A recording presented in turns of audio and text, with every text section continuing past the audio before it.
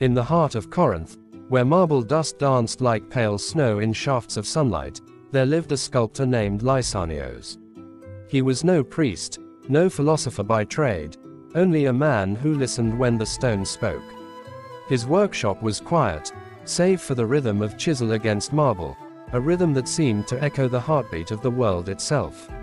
While others prayed to Zeus or knelt before Athena's idols, Lysanios bowed to something wordless and vast, what Epictetus called the universal mind, the rational soul of the cosmos from which all reason, form, and beauty arise. The same flame, he said, that burns in the stars also burns within us. I simply carve what the universe dreams. His statues shimmered with such grace that people swore they breathed.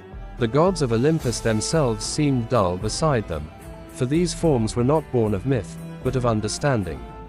He sculpted not divinity in marble, but reason embodied, and that, to his rivals, was blasphemy.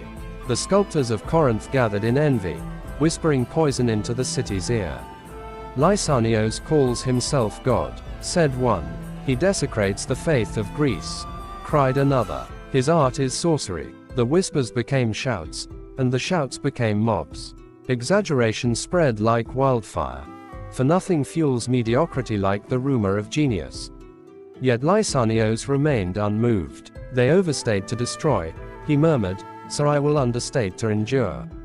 He did not defend himself in the agora. He simply sculpted in silence, letting marble answer for him. When a boy asked him, "Master, do you not fear their hatred?" Lysanios smiled. Fear comes from false imagination. They carve monsters in their minds. I carve truth in mine. The attacks grew crueler. Rival shopkeepers claimed his statues were cursed. That one woman who looked upon his Venus fell ill from divine punishment. Philosophers mocked his faith in the universal mind, calling it madness. No mortal's mind is connected to creation itself. That belongs to the gods. Lysanios replied only, "Then your gods are poor craftsmen." The crowd gasped. The rivals rejoiced. He insults Olympus, and they fanned the spark into inferno. The city's rumor mills thundered that his art defied heaven. His rivals had convincing the crowd to agree with them through exaggeration warfare. These types of battles do not consist of swords, but of theatrical outrage and manipulation. But where their words rose like fire, Lysanios descended into stillness. He whispered to his apprentice, "When fools shout mountains from molehills, wisdom whispers the earth flat again." To understate is not to hide, it is to correct the distortion. Then he carved his greatest work, Eunoia, the spirit of right thought, a serene figure emerging from cracked marble, half hidden in shadow, half bathed in light. It embodied the Stoic law, that perception is choice, that peace lies not in events but in the mind that interprets them. When his rivals saw it, they mocked again. This statue has no crown, no spear, no pride. Lysanios smiled. Nor does truth. He unveiled Eunoia to the public, saying softly, "The gods of Olympus rule by thunder, but the universal mind rules by silence. You have mistaken noise for power." The crowd, stunned by his restraint, began to see, the very men who screamed of horror were puppets of envy. Their exaggerations had exhausted themselves. Lysanios had understated them into irrelevance. When the philosophers came again to accuse him before the magistrate, Lysanios stood calmly beside his statue. He did not argue. He placed his hand upon the marble and said, "This stone is me.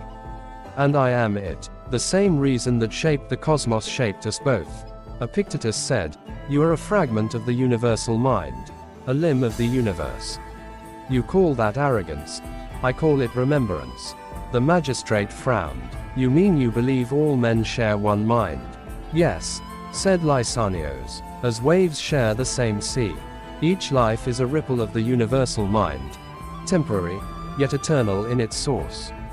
When I sculpt, I listen to that deeper current. That is why my art breathes." The philosophers sneered, "Delusion, heresy." But before they could stir the crowd again, Lysanios spoke, his words measured like geometry. As Epictetus taught, we are fragments of a greater reason, particles of the universal mind. Its fire is not divine metaphor but energy itself, shaping atoms, motion, and thought alike. The same law that binds the stars breathes through our own awareness. When we think, we do not reach toward it, we resonate with it. To his surprise, Lysanios noticed some people in the crowd fall silent. Even his accusers began to second-guess themselves. The sculptor's understatement, his gentle logic, was outclassing their concepts made from group thinking. That night, when the city slept, Lysanios walked to the temple steps and left his chisel there. "The mind that made marble divine needs no defense," he whispered. And those who saw Eunoia beneath the moonlight felt something vast move through the air, a still current of intelligence. The statue appeared so real, so impossibly precise, that its perfection seemed to breathe with the order of the cosmos itself, and in the flawless union of thought and craft, they sensed the universal mind, not seen, but felt, expressing itself through the mastery of creation.